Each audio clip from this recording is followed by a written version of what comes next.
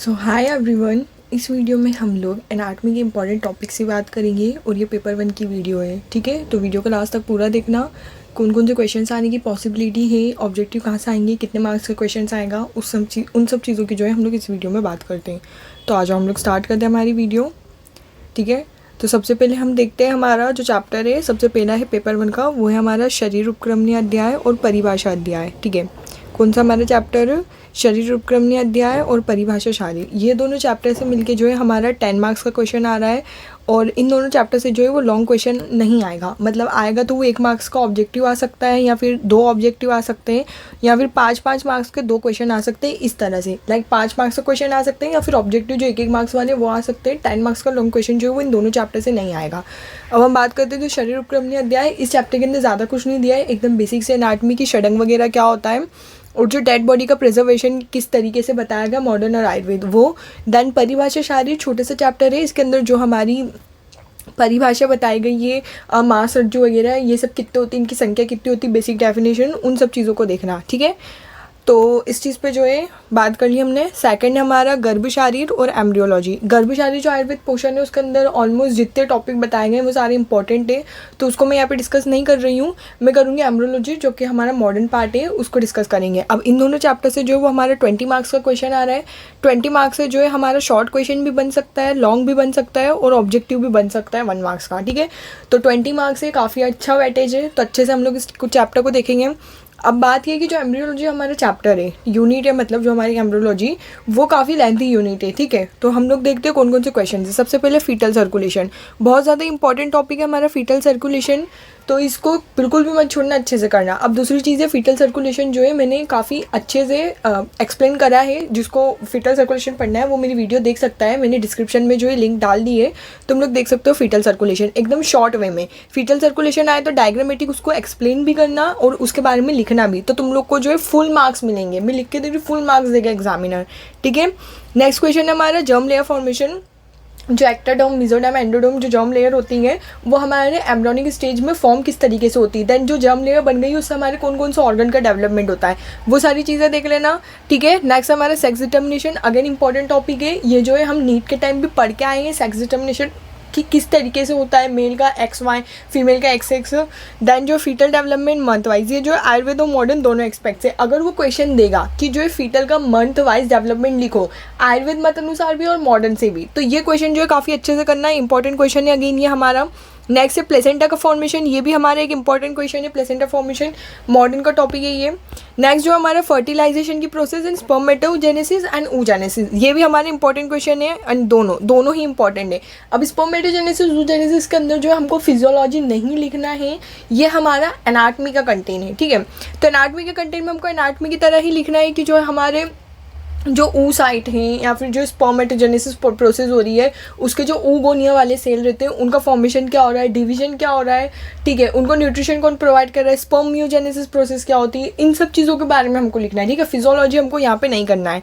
Next हम देखते हैं, नेक्स्ट हमारा अस्थि शारीर और ऑस्टियोलॉजी, मतलब जो हमारी बोन्स है वो आयुर्वेद के एक्सपेक्ट से कैसी है और वो मॉडर्न के एक्सपेक्ट से कैसी है। दोनों को मिला के जो है 16 मार्क्स का क्वेश्चन आएगा। मतलब 16 मार्क्स का हमारा कंटेंट है दोनों को मिला के। इसमें से जो शॉर्ट भी आ सकता है, लॉन्ग भी आ सकता है, और ऑब्जेक्टिव भी आ सकता है। अब जो अस्थि शारीर है उस पर जो है मैं ऑलरेडी एक वीडियो बना चुकी हूँ अस्थि शारीर पे, मैंने लिंक जो है वो डिस्क्रिप्शन में दे दी है, तुम लोग अस्थि शारीर उधर से देख सकते हो। मुश्किल से जो है हार्डली 5-6 मिनट की वीडियो है, उधर मैंने काफ़ी अच्छे से उन टॉपिक को एक्सप्लेन भी करा है, तो तुम लोग वो वीडियो जाके देख सकते हैं। इसमें जो है हम लोग ऑस्टियोलॉजी की बात करेंगे। हाँ, अब दूसरी चीज़ जो ऑस्टियोलॉजी है उस पर भी मैंने ऑलरेडी वीडियो बना रखी मॉडर्न पे, तो उसकी भी मैं लिंक को जो है डिस्क्रिप्शन में दे दूँगी, तुम लोग देख सकते हो, आयुर्वेद वाली भी और मॉडर्न वाली भी।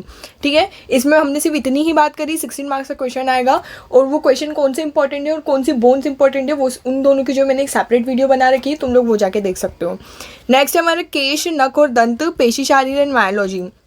अगेन हम देखते हैं जो पेशी शारीर है, आयुर्वेद पोषण, इन तीनों को मिला के जो है 11 मार्क्स का क्वेश्चन आ रहा है। दूसरी चीज़ है कि इसमें से लॉन्ग क्वेश्चन नहीं आ रहा है, मतलब आएगा तो 5 मार्क्स का क्वेश्चन आएगा या फिर ऑब्जेक्टिव आएगा, तो ये तो बहुत अच्छी बात हो गई।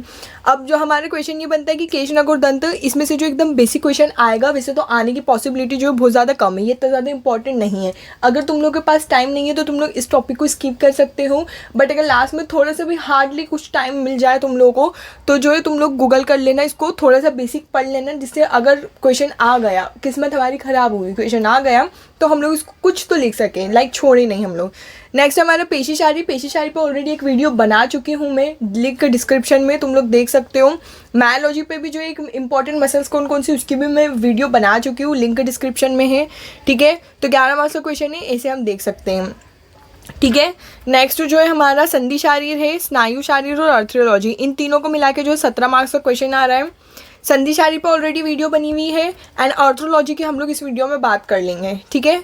तो जो हमारी जॉइंट्स होते हैं इंपॉर्टेंट, वो कौन कौन से होते हैं, जॉइंट्स का क्लासिफिकेशन, जो क्वेश्चन आएगा अगर मॉडर्न से जॉइंट्स है तो वो है जॉइंट्स का क्लासिफिकेशन। हम लोग क्या करते हैं कि सिर्फ जॉइंट्स देख लेते हैं, अगर बेसिक्स का क्वेश्चन आ गया जैसे कि क्लासिफिकेशन उन्होंने पूछ लिया, हम इसको स्किप कर देते हैं। हम क्या पढ़ेंगे, डायरेक्ट हिप जॉइंट पढ़ लेंगे, डायरेक्ट शोल्डर जॉइंट पढ़ लेंगे, बट नहीं, जॉइंट्स का जो बेसिक क्लासिफिकेशन होता है, साइनोवियल जॉइंट, कार्टिलेजियस जॉइंट या फाइब्रस जॉइंट, ये क्लासिफिकेशन अच्छे से करके जाना है, क्योंकि हो सकता है इस पर वो क्वेश्चन दे दे। ये नीट के टाइम भी पढ़ा होगा हमने कि साइनोवियल जॉइंट क्या होता है, कार्टिलेजियस जॉइंट क्या होता है। नेक्स्ट है हमारा shoulder joint, elbow joint, wrist joint. इसमें शोल्डर जॉइंट जो है वो बहुत ज़्यादा इंपॉर्टेंट है, एल्बो जॉइंट भी बहुत ज़्यादा इंपॉर्टेंट है, व्रिस्ट जॉइंट जो है वो इतना ज़्यादा इंपॉर्टेंट नहीं है, तुम लोग के पास अगर टाइम कम है तो स्किप कर सकते हो। हिप जॉइंट जो है वो भी बहुत ज़्यादा इंपॉर्टेंट है, नी जॉइंट बहुत ज़्यादा इंपॉर्टेंट है, अगेन एंकल जॉइंट जो इतना ज़्यादा इंपॉर्टेंट नहीं है, टाइम नहीं है तो स्किप कर सकते हो। देन टीएम जो जॉइंट जो कि हमारा इमूवेबल एंड जो है हार्टली, जो कहते हैं ना कि जो जिसके अंदर मूवमेंट्स थोड़े से कम होते हैं वो वाला जॉइंट होता है हमारा टीएम जो जॉइंट, अगेन ये भी इंपॉर्टेंट जॉइंट है। नेक्स्ट हम यूनिट देखते हैं हमारी नर्वस सिस्टम, काफ़ी ज़्यादा बड़ी यूनिट है ये नर्वस सिस्टम की, हमारी 14 मार्क्स का इसमें से क्वेश्चन आएगा, लाइक 14 मार्क्स का वेटेज है, शॉर्ट भी आ सकता है, लॉन्ग भी आ सकता है, ऑब्जेक्टिव भी आ सकता है। अब हम देखते हैं सबसे पहले क्लासिफिकेशन नर्वस सिस्टम का। इस क्वेश्चन को अच्छे से कर लेना, बच्चे यही गलती करते हैं, क्लासिफिकेशन छोड़ के चले जाते हैं, डायरेक्ट वो लोग सेरेब्रम, सेरेबेलम, स्पाइनल कॉर्ड देखते हैं, जो बेसिक चीज़ है वो तो छोड़ ही देते हैं। तो क्लासिफिकेशन नर्वस सिस्टम का अच्छे से कर लेना। क्लासिफिकेशन में अब क्या कि जो है ब्रेन होता है हमारा, ब्रेन जो है वो CNS एंड ANS के अंदर डिवाइडेड होता है। देन CNS के क्या पार्ट रहते हैं, ब्रेन के कौन कौन से पार्ट है, स्पाइनल कॉर्ड के क्या पार्ट है, उनको साइंटिफिक लैंग्वेज में और क्या बोलते हैं, जैसे डायनसेफेलोन, प्रोसेनसेफेलोन, ये सारी चीज़ें। तो ये जो हमारा क्लासिफिकेशन वाला क्वेश्चन है 5 मार्क्स में हो सकता आ जाए, प्रोबेबिलिटी है, इसको अच्छे से करना।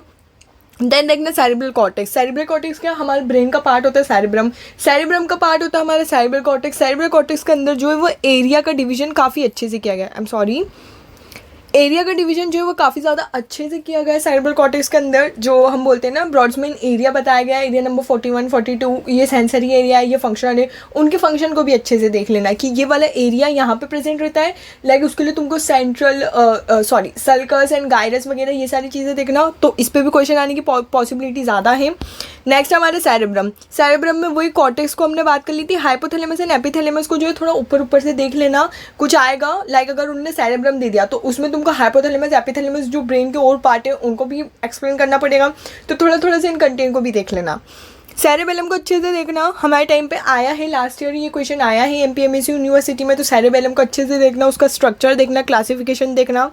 नेक्स्ट जो है वो हमारे external and internal feature spinal cord के, ये भी बहुत ज़्यादा इंपॉर्टेंट टॉपिक है, 10 मार्क्स में अगर पूछेगा तो वो हो सकता है ये भी पूछ लें, ठीक है। तो एक्सटर्नल फीचर्स को तो बहुत ज़्यादा अच्छे से कर ही लेना है। इंटरनल फीचर जो है वो काफ़ी ज़्यादा बड़ा टॉपिक है, जिसके अंदर assigning pathway and designing pathway बताया गया है, बट पढ़ना तो वो भी है, बट अगर टाइम इतना नहीं है तो उसको थोड़ा ऊपर ऊपर से कर लेना, बट एक्सटर्नल फीचर्स को तो काफ़ी ज़्यादा अच्छे से करना है स्पाइनल कॉर्ड के। नेक्स्ट हमारा CSF फॉर्मेशन, बहुत ज़्यादा इंपॉर्टेंट टॉपिक है ये, CSF का फॉर्मेशन कैसे हो रहा है, सर्कुलेशन कैसे हो रहा है, ये देख लेना। देन ब्रेन का जो ब्लड सप्लाई है जिसको हम सर्कल ऑफ व्हीलस बोलते हैं, इसको अच्छे से कर लेना, डायग्रामेटिक रिप्रेजेंट भी करके आना इस चीज़ को। अभी तक हमने एनाटॉमी में जितने भी मॉडर्न टॉपिक करे हैं उसमें मैं तुमको एडवाइस दूंगी कि कंटेंट लिखो, लिखने के साथ जो है डायग्रामेटिक एक्सप्लेनेशन ज़रूरी है, एग्जामिनर मार्क्स तभी देगा तुम लोगों को।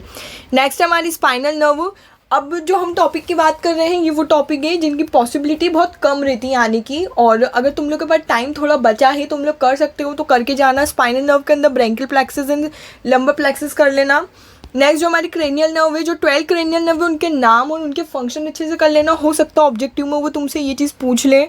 देन क्रेनियल नर्व में वेगस, ट्राइजेमिनल एंड लैरिंजियल, वैसे तो 12 की 12 हमको करनी है, बट मैं कुछ 3 इंपॉर्टेंट बता रही हूँ PYQ के बेसिस पे कि वेगस, ट्राइजेमिनल और लैरिंजियल नर्व जो है वो इंपॉर्टेंट है, कुछ PYQ में पूछी गई है, ठीक है।